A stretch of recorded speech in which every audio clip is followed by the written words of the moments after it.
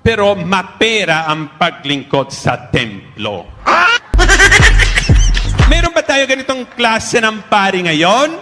Nako, pari ako. Maraming pari ba dito? Ako lang? Pero mga kapatid, kung ang katabi ninyo, ang kaaway ninyo, kanan at kaliwa. Imagine, bandang kanan kalaban mo, kaliwa ang biyena mo. Parang si Kristo na ipinago sa krus sa gitna ng dalawang kriminal.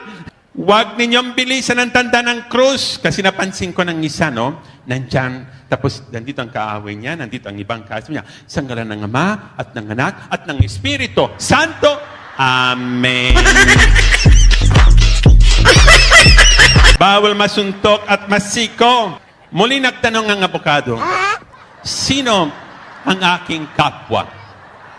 Sumagot si Jesus sa pamagitan ng talinghaga ng mabuting Samaritano. Hindi taga-Samar, kundi taga-Samaria.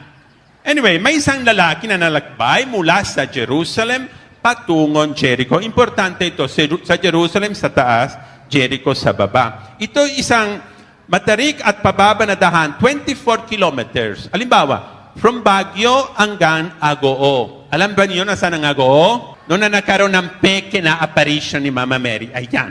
So, mula sa Jerusalem patungong Jericho. Tapos biglang nag-old up ang lalaki. Kasi doon maraming old upper. Alam ba niyo kung bakit? Kasi doon, wala pa si Duterte. Sa ngayon, wala na. Mga old upper, ingat kayong lahat.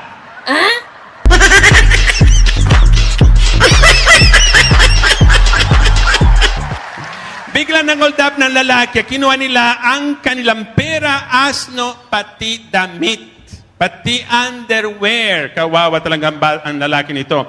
Ay siya'y binugbog hanggang siya ay naging duguan. Pagkatapos may 3 tao na dumaan. Isang pari, isang levita, at isang Samaritano. Ilang tao na dumadahan?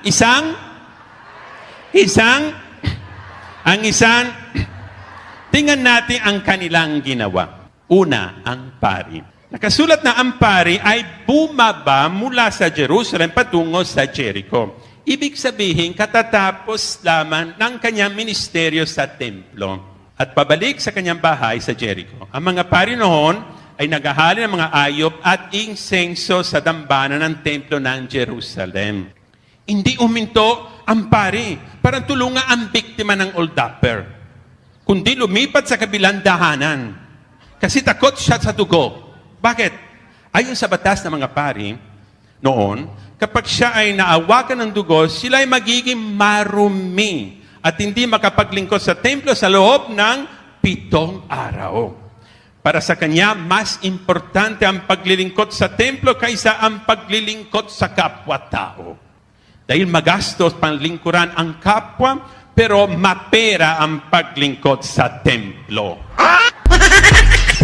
Meron ba tayo ganitong klase ng pari ngayon? Nako, pari ako. Maraming pari ba dito? Ako lang?